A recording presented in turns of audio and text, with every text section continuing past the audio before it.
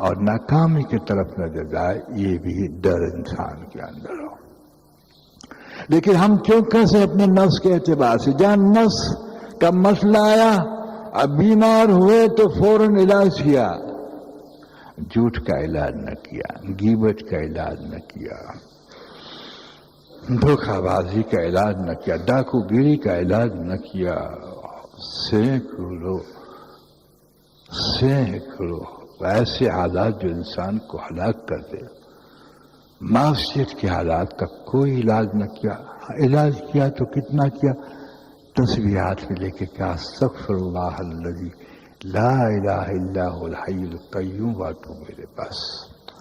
اور اگر بیمار پڑ گئے تو یوں نہ کہا اللہ شافی اللہ شافی، فوراً بوتل اٹھائی دوا کی، ڈاکٹر کے پاس گئے، انجیکشن کھایا، دعائیں کرائی۔ اوہ اتنا اہتمام نفس کے بیمار ہو جانے پر، جسم کے بیمار ہونے پر، کہ کبھی اس میں مر جاتا تو کافر ہو کے تو نہ مرتا، لیکن روح اور قلب کے علاج میں بس اتنے ہی بول استغفر اللہ الذی لا الہ، نہ اس کا کوئی علاج ہے۔ حالانکہ پتہ ہے ہر معصیت کا علاج، تکبر کا علاج، حسد کا علاج ہے، کینے کا علاج ہے، یہ تمام جانور کو صفتیں ہیں اور انسان کو ہلاک کر کے رکھ رکھی، سب کا علاج ہے۔ واللہ صرف استغفار نہیں ہے، یاد رکھیے اس بات کو، انسان اگر گناہ کر لیتا ہے، جی ہاں، اور وہ بندے کا حقوق العباد کا گناہ ہو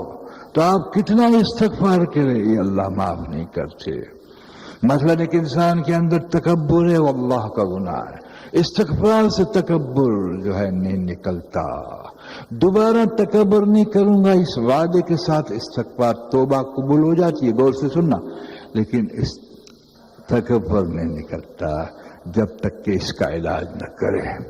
توبہ سے تکبر سے رک جاتا ہے، تکبر نکلتا نہیں ہے۔ جی ہاں، خوب یاد رکھیے، اس طرح جتنی معصیت ہے وہ استغفار سے ہو سکتا ہے معاف ہو جائے ضرور، لیکن وہ نکل جائے پھر دوبارہ ہو جائے گی۔ ایسا ضابطہ صرف اللہ نے اوپر اوپر کا نہیں دیا، مستقل ایک ضابطہ دیا ہے، مستقل ایک ضابطہ دیا ہے۔ حضرت محمد صلی اللہ علیہ وسلم نے یہ کر کے دکھایا۔ ایک صحابی حضور صلی اللہ علیہ وسلم کی خدمت آتا ہے، حاضر ہوتے، یا حبیب اللہ میرا پڑوسی مجھے ستاتا ہے۔ آپ نے فرمایا صبر کرو۔ کیا فرمایا؟ صبر کرو۔ صبر کا فرمایا، اس لیے آپ جانتے ہیں، اللہ جانے ہمارا سب کا کیا حال ہوگا، اللہ ماشاءاللہ شاید کسی کا پڑوسی راضی ہوگا، اور خصوصاً عورتوں کا مزاج تو اللہ ہی رحم فرمائے، پروردگار عالم۔ فرمایا حضور صلی اللہ علیہ وسلم نے جس نے پڑوسی کو ستایا اس نے مجھے ستایا، اور جس نے مجھے ستایا اس نے اللہ کو ستایا۔ بس جب حضور صلی اللہ علیہ وسلم وضو فرما رہے تھے تو صحابہ گرا ہوا وضو کا پانی مل رہے تھے۔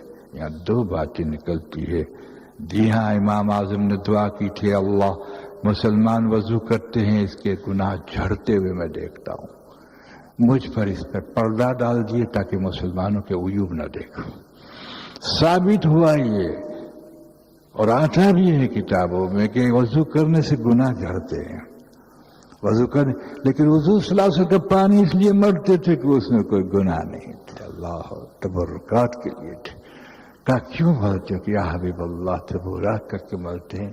آپ نے فرمایا کہ تم پڑوسی کو نہ ستایا کرو۔ بات کیا لیا کے آتا ہے، چیز کیوں یہ کیوں یا حبیب اللہ؟ آپ کے وضو کا پانی ہم مرتے ہیں اس امید سے کہ ہم کو دوزخ کی آگ نہ لگے۔ پھر حقوق العبادت میں حکمتاً ایک باپ کھول کے سمجھانا چاہتے، پڑوسی کو نہ ستایا کرو۔ اللہ معلوم ہوتا ہے کہ خطرہ ہے، اتنے قریب رہنے والے بھی، پڑوسی میں صحابی بھی خطرے میں پڑ جائے۔ چنانچہ اس کا موقع آیا، حضور صلی اللہ علیہ وسلم نے فرمایا صبر کرو۔ جب اس پڑوسی نے ستانا نہ چھوڑا تو کہا تمہارا سارا مال باہر نکال دو۔ جب لوگ تمہیں پوچھیں مدینے والے تو کہنا یہ پڑوسی مجھے ستاتا ہے۔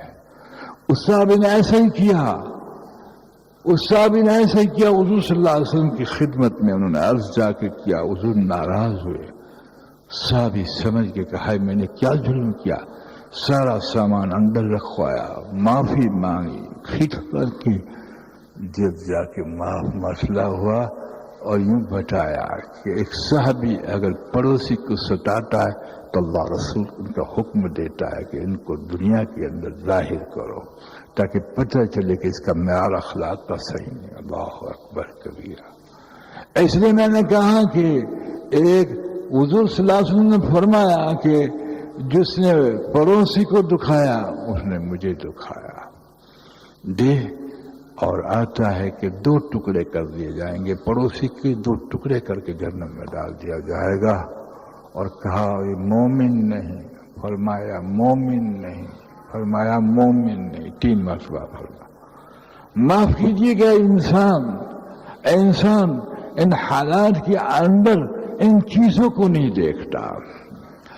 مجھے اچھا پڑوسی ملے، میں اچھا پڑوسی بن جاؤں، یہ نہیں، غرض کے جسم پر جو حالات آتے ہیں اس کا علاج کرتا ہے۔ پڑوسی اچھا ملے اس کی تلاش کرتا ہے، خود اچھا بننے کی کوشش نہیں کرتا۔ عجیب ہے، ایک عجوبہ ہے، حیرت ہے، یعنی ایک اس طرح کی گمراہی ہے کہ جو انسان کو محنت نہ کرے تو سمجھ میں نہ آئے۔ اب اس لیے تو حضور صلی اللہ علیہ وسلم نے ایک حدیث میں سب کچھ سمجھا دیا، تو اس چیز کو پسند کر، مسلمان کے لیے جو اپنے لیے پسند کرتا ہے، اللہ سب کچھ اس میں آ گیا، سارے نظام کی خاکیں آ گئی، تو اسی چیز کو پسند کر جس چیز کو تم پسند کرتا ہے اپنے مسلمان بھائی کے لیے، وہ چیز پسند کر۔ لیکن دوستو ہماری پسندگی کیا ہے؟ اس لیے کہ انسان جیسا بنا ہوا ہوگا ایسا ہی اس خاکوں پہ چلے گا۔ اس لیے جسم کے لیے ہم پسند کیا کرتے ہیں؟ یہ روح صحت رہے، کون انکار کرتا ہے جناب؟ کپڑے کہتے ہیں کہ پاک رہیں اور گندے نہ ہو، مکان اچھا رہے، صاف رہے، ارد گرد کی چیز ہے، قرب و جوار کی چیزیں جو ہم سے متعلق ہیں وہ، اور جسم کے خاکے جو ہم سے ہماری ذات سے چپکے ہوئے ہیں، اس سب میں ہم چوکس ہے۔ ایک بیچارہ دل اور روح ہے جو بیکار پڑا ہوا ہے، نہ جس پہ نگرانی ہے، نہ اس کی اصلاح کے لیے محنت ہے، نہ اس کے لیے کوئی دعا ہے اور نہ کوئی تگ و دو ہے۔ آپ مجھے بتائیے، آپ مجھے بتائیے، اختلاط قلب ہو ہم کیا کریں گے؟ اختلاط قلب جس سے دل بے چین ہوتا ہے، یا ہارٹ اٹیک کی قسم سمجھ لیے اس کو، کہ خفقان بھی ہوتا ہے جس سے دھڑکن پیدا ہوتی ہے، یہ بھی دل کا مرض ہے۔ اختلاط بھی دل کا مرض ہے، دل کا پھٹ جانا یہ بھی خطرناک ہوتا ہے۔ اسی وقت جناب والا معاف کیجئے گا، نہ ماں کہے گی کہ سونا رکھنا ہے، نہ گھر والی کہے گی جلدی ہاسپٹل میں اٹھاؤ، گھنٹوں میں 1000 روپے خرچ کرنا ہو تو قرض کر کے کر دیں گے، کہ نہیں؟ غلط بات کہتا ہوں؟ اس کو آپ اور ہم شریعت کرا دیتے۔ سبحان اللہ، یہ شریعت سنت کے درجے کی ہے، فرض کے درجے کی نہیں ہے۔ علاج سنت ہے، فرض کے درجے کا نہیں ہے۔ سننا اگر کہ اس طرح سے علاج کرنا سنت ہوتا تو غریب نہ کر سکتا، کوئی ولی دعا کرتا تو علاج کرا سکتے، کسی سے دم کرا لیتے، کسی کو قرآن کی سورت پڑھا کر پانی پی لیتے۔ نہیں، معاف کیجیے گا، اس پر یقین کا اقرار تو ہوتا ہے، عمل نہیں ہوتا اس وقت۔ اس وقت میں کہا جائے اس وقت تو چلو جلدی ہاسپٹل میں چلو، دل کا معاملہ ہے، دل کا معاملہ، 1000 روپے خرچ ہو جاتے ہیں۔ سننے والے کہتے بیچارے پہ ہارٹ اٹیک تو ہے، ہارٹ اٹیک تو ہے، کیا کافر بن جائے گا؟ کیا مشرک بن جائے گا؟ کیا مردود بن جائے گا؟ مجھے آپ فتویٰ لا دیں، نہیں کوئی چیز نہیں۔ لیکن دل پہ شرک نے وار کیا، دل پر نفاق نے وار کیا، کفر نے وار کیا، دنیا کی محبت نے وار کیا، جو سیدھا جہنم میں لے جا۔ کوئی علاج نہیں، کوئی علاج نہیں۔ اب تو سمجھ نہیں کہ کیا ہو رہا ہے، سمجھ ہو تو علاج ہے چند الفاظوں کا، استغفر اللہ الذی لا الہ، معاف کریو اللہ پاک، معاف کریو، ہو جاتا ہے، ہم تو چھوٹے ہیں، ہو جاتا ہے۔ پتہ ہے آپ کو اس بے رخی کا عالم کیا ہے؟ اس بے رخی کا عالم اللہ کے ضابطے کی قدردانی نہیں. ہم جب گہرائی میں اترے کہ اس کے ضابطے کی قدردانی نہیں، جب تو یہ بول نکلتے ہیں. اس طرح سے جسم کا جون سا حال، خصوصیت سے دل ایک مقام رکھتا ہے، بعد میں دماغ، تیسرا جگر ہے جو اعضاء رئیسہ کہلاتے ہیں، پھر آنکھ ہے. اللہ اکبر. اس میں گزر جا آدمی مفلس بن جاتا ہے، نوکری چھوڑ لیتا ہے، چھٹیاں لے لیتا ہے، وقت لگاتا ہے، لیکن اپنی ذات جو معاف کرنا، جو دل کے اندر دنیا کی محبت لبالب بھری ہو، آخرت کی طرف رجحان نہ ہو، مرنے کا دل نہ ہوتا ہو، اللہ مخلوق سے پیارا نہ لگتا ہو، اللہ کا ڈر نہ لگتا ہو، وغیرہ وغیرہ، ایک امراض کا ایک دل منبع بنا ہوا ہو. جی ہاں، اس کے لیے صرف استغفار زبانی ہے.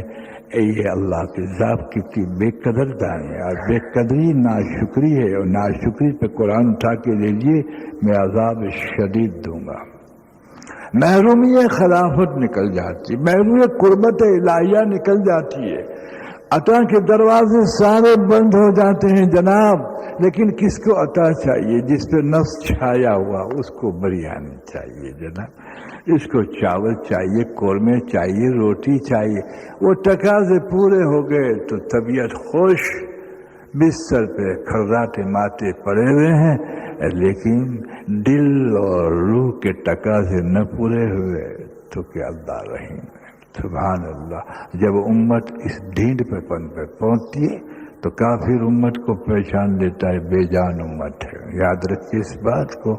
کافروں کا اتفاق امت کے سامنے اس وقت ہوتا ہے جب ان کو شیطان خبر دیتا ہے، اور شیطان کی وسوسوں کے ذریعے سے یہ لوگ تحقیق کرتے ہیں کہ امت میں جاننے تو اس میں اتفاق ہو جاتا ہے. ویسے کافر کے مقابلے میں تو ہوتا ہے ان کا اتفاق، آپس میں نہیں ہوتا، لیکن متحد ان کے حوصلے جو ہے وہ بڑھ جاتے ہیں. کس چیز میں حوصلے نہیں بڑھے؟ ہم نے اپنے ایمان کی تقویت، ایمان کو تقویت سے پہنچانے کی کوشش نہ کی، اعمال کو علم اور اخلاص سے مزین نہ کیا، اس میں ترقی نہ کی. بتائیے 100 مسلمان میں 96 مسلمان نماز نہ پڑھتے ہو تو کیا ٹھکانا؟ اللہ اکبر. کون روزے رکھے بابا، اور روزے رکھے تو ماشاءاللہ غیبت سے توڑ دے میں. جی ہاں، غیبت سے توڑ دے میں، غصے سے خراب کر دے میں، جیسے کہ اللہ نے پر احسان کیا. یعنی کہ ایسا بکھرا ہوا خاکہ ہے اس کو دیکھ کر. پتہ ہے آپ کو کفار ایک ہو جاوے تو پھر اوپر سے یوں کہا جائے، کیا کہا جائے؟ ہماری مدد مسلمان کے ساتھ نہیں، مسلمانی کے ساتھ ہے، امت کے ساتھ نہیں، جو حضور کی اتباع کرے ان کے ساتھ ہے، بندے کے ساتھ نہیں، بندگی کے ساتھ ہے. یہ نوٹ کرنا خوب یاد رکھیے. اللہ دنیا میں یہ بتاتے ہیں، اس لیے عالم پہ آپ نگاہ کریے، تمام طاقتیں یکجا ہیں. آپ جس بھی خطے کو اٹھا لیں اس میں معاف کرنا، غلط قوتیں کام کر رہی ہیں، وہ پہچان گئی ہیں کہ ان میں کوئی جان نہیں ہے. اس لیے کہ اس میں جوڑ نہیں. کہاں سے جوڑ ہے؟ جبکہ ہمارا اللہ سے جوڑ نہیں تو پھر بندوں سے کہاں سے جوڑو؟ تعصب میں بٹ جاتا ہے انسان.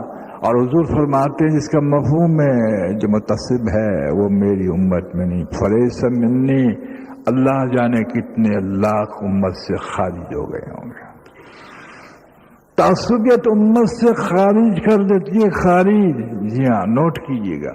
سیدنا بلال حبشہ کے تھے، اور سہیل جو تھے ماشاء اللہ، سہیل اور ملک کے تھے، اور سلمان فارسی رضی اللہ تعالیٰ ایران کے تھے، لیکن کبھی تذکرہ نہ ہوا کہ میں ایران کا ہوں، یہ ایران کا ہے.